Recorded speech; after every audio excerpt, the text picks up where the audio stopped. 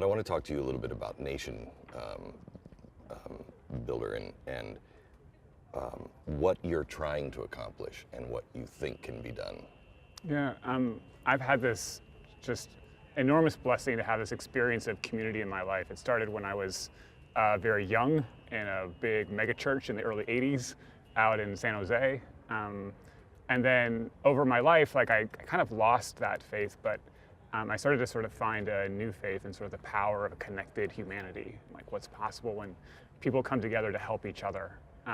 And so I made a bunch of like documentary films, like in 2004, 2005, and they were the kinds of films that the traditional media, the stories that they weren't telling. And so I was really passionate about getting them out there. And because I was just an internet geek, we kind of hacked all the like online stuff to sort of get people to distribute the films and host screenings and do all these things. And in that process, the only reason we were able to really do that effectively was because I just happened to have like all of these tech skills. So I could like pull together, this donation processing system and this like email newsletter thing and a website and video and all this stuff and make it work. But the average person sort of didn't have access to be able to do that. And so I would go around and I would go to like film festivals and be like, hey, like you can get your documentary out there and all this stuff. And folks would be like, okay, great, I'm signed up. I want to sign up. I want to do that. And I'd be like, okay, they'd be like, what do I do? What do I do next? I'd be like, well, you need to do this and this. Right. And then can I hire you? I was like, no, not really.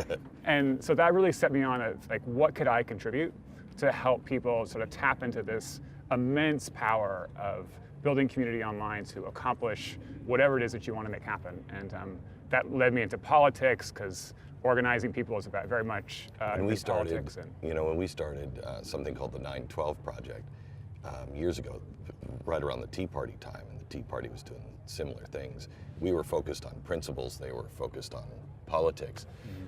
But almost everybody who got involved were looking for somebody who was 20 that knew something about building a website or how to connect with each other.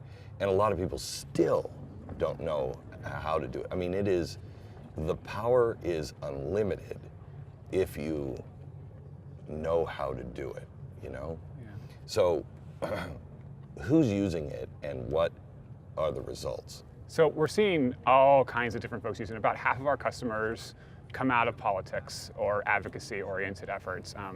They look at Nation Builder and they're like, yes, okay, I don't have to deal with all this muck anymore. I finally can and they know what to do with it. It's like a toolkit. But then we're also seeing another half of our customers are smaller folks. Like there's a gelato shop in downtown LA that uses it to sort of organize their community. They have folks like suggesting like what flavors they should try next.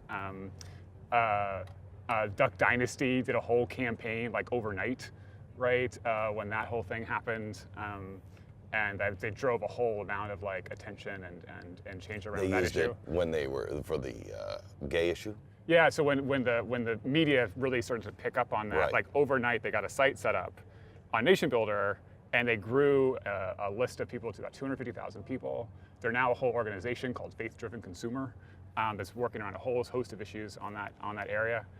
But there's actually press articles about the fact, how on earth did they get a website up like so quickly to sort of capitalize on that moment. And so how does it work?